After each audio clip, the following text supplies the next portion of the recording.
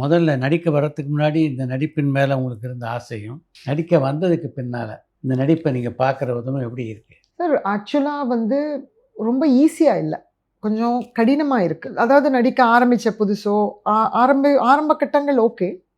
Because நம்ம middle age நடிக்கணும் அதெல்லாம் சொன்னாலும் நமக்கு ஒரு ஏஜ் ஒன்று ஆகிட்டு இருக்கு. இப்போ பார்த்தீங்கன்னா திடீர்னு ஒரு படத்தில் பார்த்தீங்கன்னா ஒரு 50 படி ஒரு கோவில் அவங்க ஏற சொல்லி நடிக்க சொல்லுவாங்க. அந்த ஷார்ட் படத்தில் வரக்கூட வரல. பட் சிலதான் யோசிக்க மாட்டேங்கிறாங்க சார். எதுக்கு 50 படி வேணுமா, இந்த ஷார்ட்ல இவங்க வேணுமா, ஒரு 3 முறை நம்ம ஏறி இறங்குவோம், ஏன்னா ட்ரெஸ் சேஞ்சுக்கு இடம் இருக்காது இந்த மாதிரி. அப்போ ஆனால் நான் எதுவும் சொல்லலை, நான் பண்ணிடுவேன். அதுக்கப்புறமா நான் உட்காந்து யோசிக்கிறேன், நம்ம ஏன் அந்த ஷார்ட் பண்ணோம். ஏன்னா நான் உடனே டைரக்டர் ஷார்ட் டேக்கு அப்படின்னு நம்ம பதறி போயிடுறோம். கரெக்ட். உட்காந்து யோசிச்சோம்னா எதுக்கு வந்து ஒரு ஒரு ஒரு பர்டிகுலர் இதுனா comfort is very very important. ஒரு ஏஜ்ல they should give those things. But இதெல்லாம் டிஸ்கஸ் பண்ண ஸ்பேஸ் இருக்கா?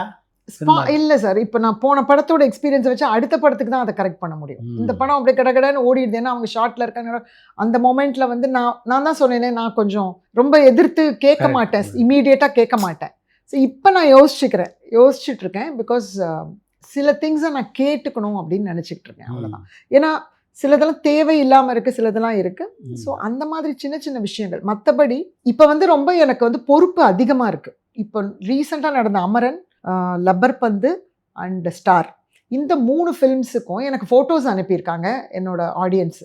இன்ஸ்டாகிராம், ஃபேஸ்புக், ட்விட்டரில் ஃபோட்டோ அனுப்பி பார்த்தீங்களா எங்கள் அம்மா அப்படியே பாருங்க நீங்கள் தான். நிச்சயமாக அது நான் இல்லை, ஆனால் இந்த மாதிரி நீங்கள் நம்ப மாட்டீங்க சார், எனக்கு ஒரு 15 பேர் அனுப்பிச்சிருக்காங்க. ரிலேட் பண்ணிக்கிறாங்க அவங்க. ஸோ அவங்களுக்கு அப்படியே நேச்சுரலாக அவங்களுக்கு அதாவது அந்த டயலாகும் அந்த கேரக்டர் பேசுறது அவங்களுக்கு அவங்க அம்மாவை ஞாபகப்படுத்துது. அது எனக்கு நான் புரிஞ்சுக்கிறேன் அதை. அது எனக்கு ரொம்ப மகிழ்ச்சியாக இருக்குது.